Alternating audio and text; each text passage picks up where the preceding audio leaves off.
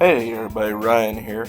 Alright, gonna do my games for the NHL games for February 10th, 2021.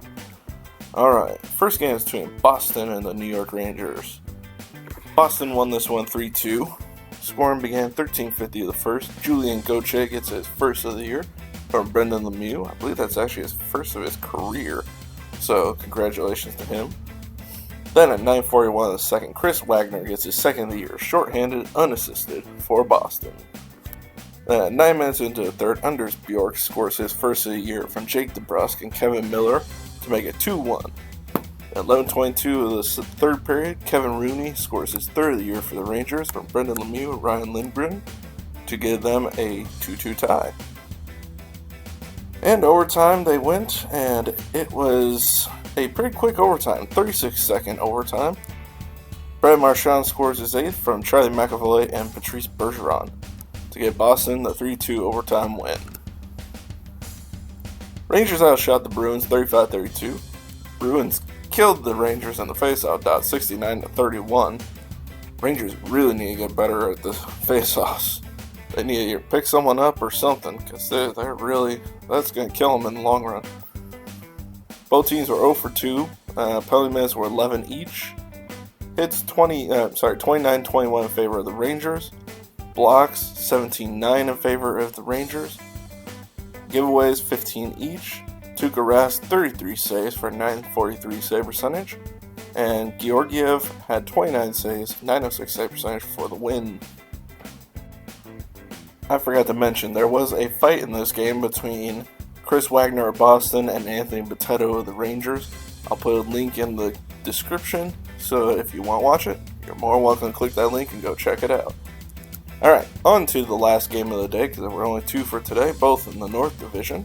No, I'm sorry, one in North Division, one in the East. This one was between Toronto Maple Leafs and the Montreal Canadiens for the first place in that division. Or a battle for the first place, because I think Toronto has a bit of a lead right now, because Montreal's been on a bit of a downturn last few games, and that continued tonight. Toronto won this one 4-2. It looked good for Montreal to begin. Minute 16 into the game, Josh Anderson's ninth for Jonathan Drouin. Then at 15:18 of the second, Toronto responds. Travis Dermott's first from Jake Muzzin and John Tavares. Minute 50 into the third, Justin Holl gets his first of the year from John Tavares and Jake Muzzin. Then 2:32 into the third, Toronto makes it 3-1. Ilya Mikheyev first from Alexander Kerfoot and Zach Hyman. Then at 16:40, Montreal brings it to within one. It's 3-2 at this point after this goal. Tomas Tatar's fourth from Ben Sherratt and Alexander Romanov. Then at 18:50 to 56, I am assuming this is probably an empty net goal. I could be wrong, but I'm pretty sure it is at that time. Zach Hyman's fourth from Austin Matthews and Jake Muzzin. Austin Matthews' goal streak is ended by Montreal, but he's still got a point, so his point streak continues. Sorry, my daughter's playing with me from behind the fence that we have blocking the dogs from getting out of the kitchen.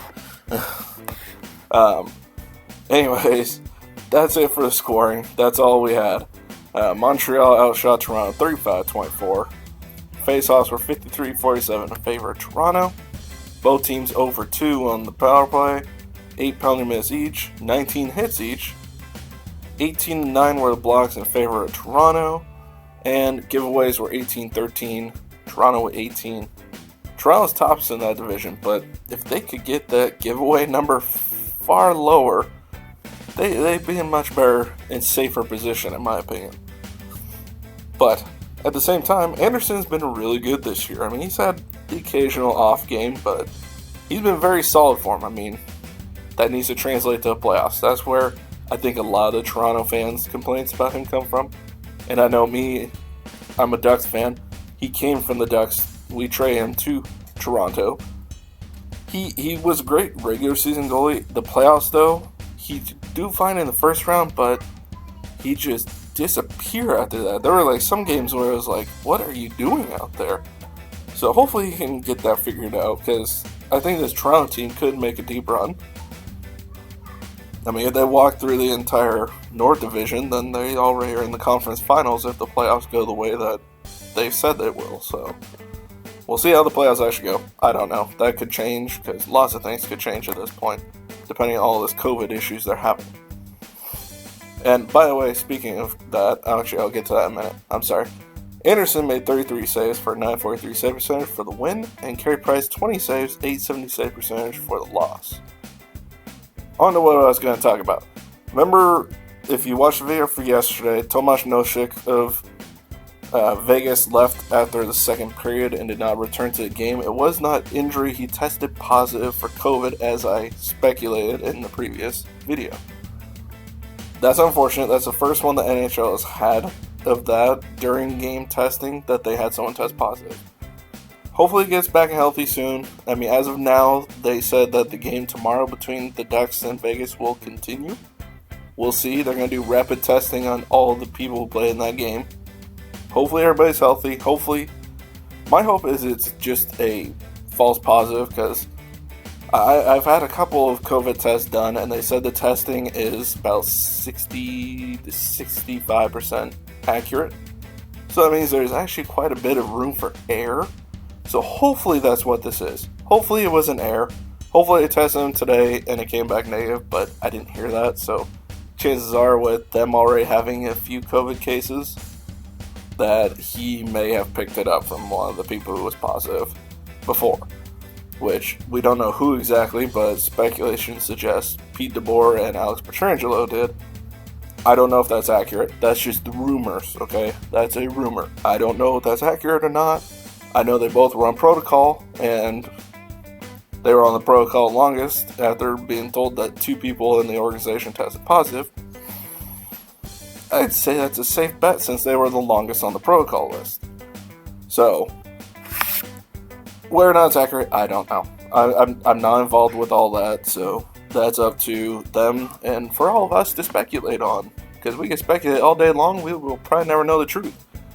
At least not for a while. But that's how it went down, so hopefully they still have the game tomorrow. Hopefully no one else tests positive. And like I said, hopefully that's just a false positive. That'd be nice if it was just a false positive. But chances are it's not at this point, because they would have already said today if it was, it wasn't. If it was a false positive. But anyways, that's all for today. So hopefully you enjoyed the video. If you did, make sure to subscribe to the channel if you haven't already.